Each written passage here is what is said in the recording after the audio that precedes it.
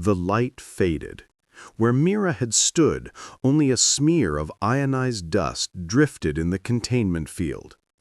For 3 heartbeats, no one moved. Then the chamber erupted in applause, multi-voiced, mechanical, insectile. Ellis Varan collapsed to his knees.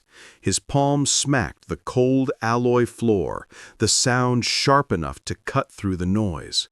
Guards dragged him away, but he never stopped whispering her name. Mira, Mira.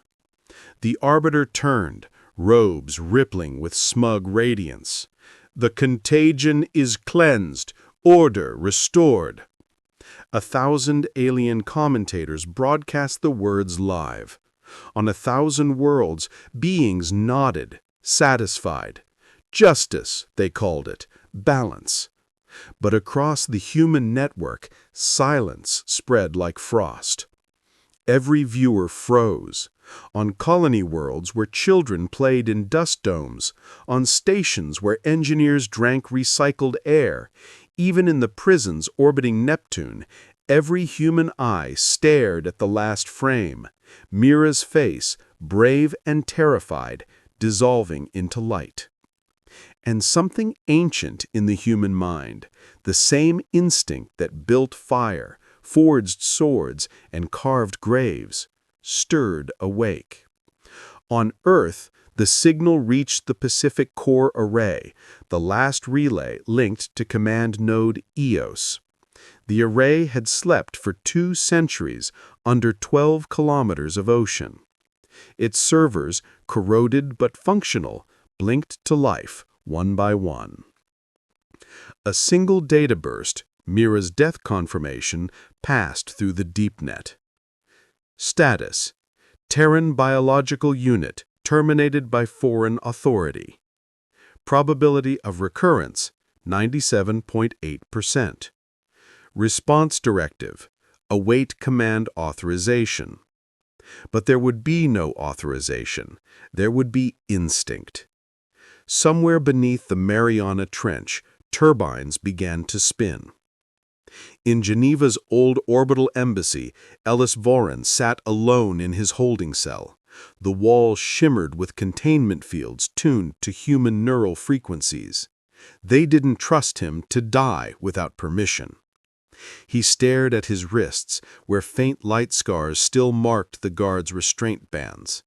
His eyes were hollow, but his mind wasn't empty. He remembered every clause of the Concord Charter. He remembered the words mutual protection, equal dignity, shared peace.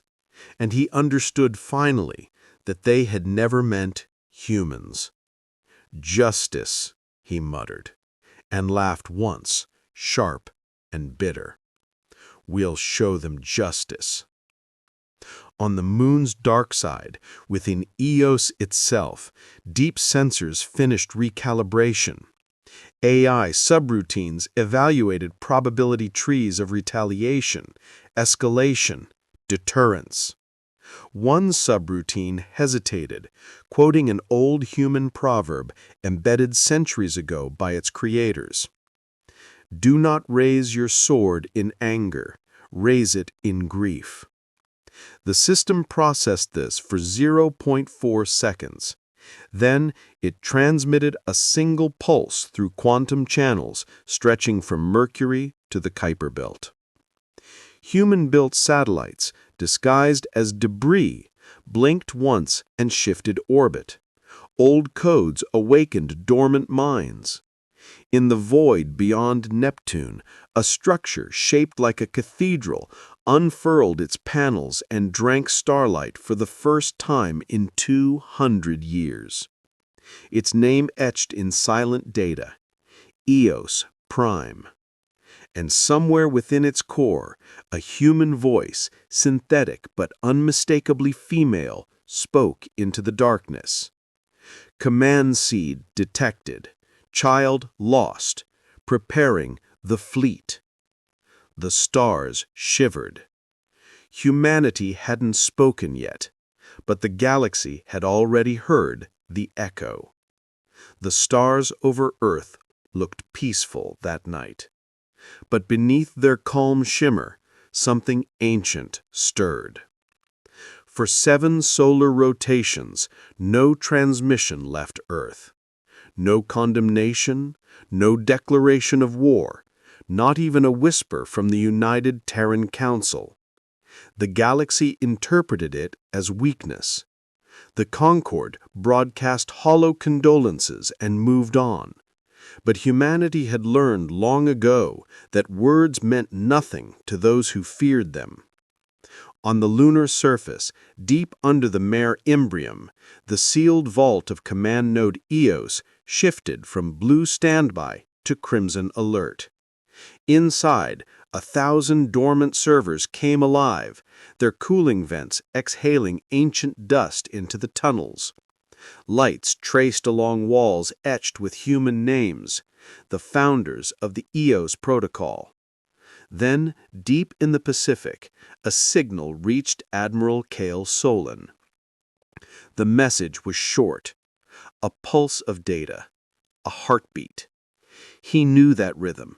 He'd listened to it in a cradle once, years ago, before the stars stole his daughter. He tapped his earpiece. Open channel. Authorization, Solon, Cale, Theta 7. The AI hesitated. Admiral, that protocol is restricted. Cale's eyes hardened. Not anymore. The room dimmed as old systems aligned. Across the solar system, encrypted nodes flickered awake, relics of an era when Earth had prepared for extermination. The Black Dawn directive spread like a whisper in the digital dark. Factories hidden under Europa's ice groaned back to life, pulling tungsten and hydrogen from frozen oceans. In the asteroid belt, mining rigs split apart, revealing not drills, but warheads. From Neptune's orbit, a fleet of derelict Vervae vessels shed their disguise, each one revealing armor blacker than space and engines that hadn't fired in a century. They weren't surveyors. They were ghosts. They were humanity's insurance policy. At Concord Command, an Zirathi analyst frowned over a data chart. Unusual energy signatures in Sol system. Could be solar activity. The Arbiter's second voice flicked across the chamber. Ignore it. Humans are grieving. They pose no threat. The analyst hesitated. Sir, the readings are increasing, exponentially. No one listened. On Earth, Cale stood before the ocean viewport as waves broke against the station dome. He could feel it now, a low tremor in the electromagnetic field, a vibration only humans seemed to sense. He tapped his earpiece. EOS command, confirm system status. Fleet activation at 40%, awaiting global authorization, replied the AI. Cale closed his eyes, hearing Mira's voice echo one last time. Dad, they said humans scare them. I just wanted to help. He exhaled, steady and cold. Then let's make sure they never forget why. Above him, streaks of light began to pierce the clouds, silent, precise, rising toward orbit like angels made of iron. The galaxies still slept, but humanity's wrath had already left the ground. They saw it first from the edge of the Kuiper belt, a flicker, like lightning trapped inside the void, then another, then thousands. Every telescope, every probe, every alien sensor watching the Sol system went blind at once. The Concord's observation grid screamed with static as its readings turned to impossibility. Entire regions of space vanishing from radar, light bending where it shouldn't. Then the darkness moved. From behind Pluto's orbit, colossal structures emerged, silent and symmetrical. The first wave numbered 50 ships, the second, hundreds more. Their hulls swallowed radiation and gave nothing back but reflections of dying stars.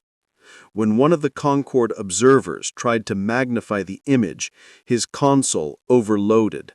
The last thing he saw before his feed went black was the symbol painted in ghostly white across every vessel's hull. E.S.O. Earth's Oath of Silence. In the command chamber of Eos Prime, Admiral Cale Solon stood before the main viewport, surrounded by holographic constellations.